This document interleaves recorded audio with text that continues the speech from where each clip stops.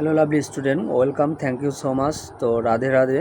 তো আমরা সে তৃতীয় পার্টে আসি পুরো অপূর্ব নীলময় শ্রীকৃষ্ণ সম্পর্কে, যেখানে তার চোখও ফোটেনি এবং সে কিভাবে এত শিশু বাচ্চা 3 মাস বয়সেই সে কী করছিল, সে রাক্ষসীকে বধ করছিল এবং তার প্রাণদণ্ড বের করে নিয়েছিল। আমরা সেখানে আছিলাম। তারপর তিনি তার স্থাপন করে তিনি তার প্রাণবায়ু শূন্যে নিয়েছিল। হ্যাঁ, ঠিক সেভাবেই শ্রীকৃষ্ণ মহাবল পূর্ণতা রাক্ষসীর স্থাপন করে। হ্যাঁ, তার বয়স যখন মাত্র 3 মাস ছিল। তো ক্ষুধার্ত হয়ে শ্রীকৃষ্ণ কাঁদতে কাঁদতে তার পা ছুঁড়তে লাগলেন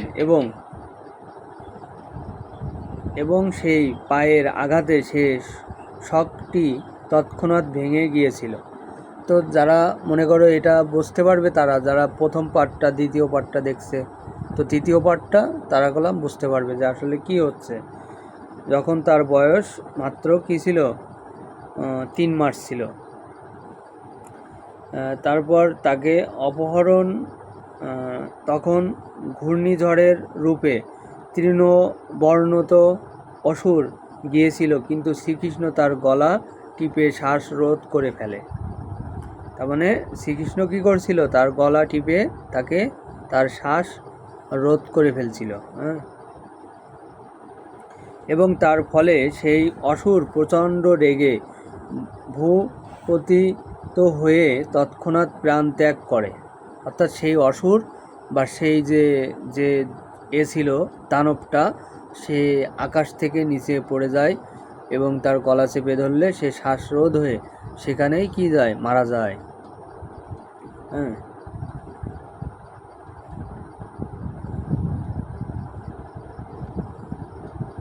একবার ননি চুরি করার অপরাধে তার মা তাকে একটা উৎখুলের সঙ্গে বেঁধে রাখেন এবং শ্রীকৃষ্ণ তার কোমরের সঙ্গে দড়ি দিয়ে বাঁধা সেই উৎখুলটি টানতে টানতে দুটি অর্জুন বৃক্ষের মাঝখানে সেই আটকে একটু টান দিয়েছিল এবং তার ফলে সেই বৃক্ষ দুটির বহু পতিত হয়।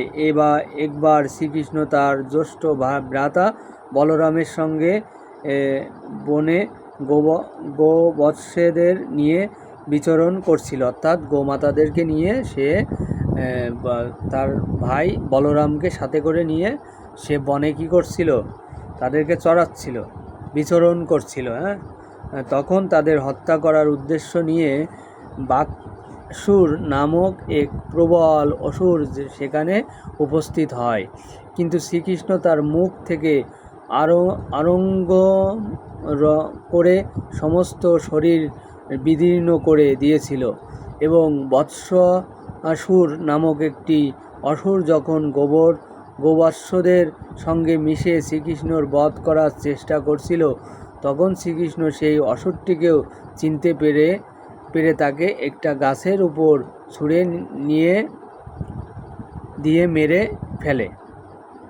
তার মানে যখন উনি তার এই গরুগুলোকে চড়াচ্ছিল, তার মধ্যে মনে করো যেরকম গোয়েন্দা থাকে, যেরকম এখন বর্তমান সময়ে পৃথিবীর বিভিন্ন দেশের ভিতরে কি থাকে, একটা দেশের গোয়েন্দারা কাজ করে, তারা তাদেরকে ক্ষতি করার জন্য চেষ্টা করে। তো তার যে গাভীরা ছিল, তার যে গরুরা ছিল, তাদেরকে যখন চড়াচ্ছিল বলরাম এবং তার ভাই শ্রীকৃষ্ণ এবং বলরাম, তখন তাদের ভিতরে একজন সেই গরুর ভিতরে কি একটা অসুর ঢুকে পড়ে, মানে সে ঢোকার পরে এক দানব ঢোকার পরে সে নিঃসারে প্রাণ হরণ করার চেষ্টা করে শ্রীকৃষ্ণের। তখন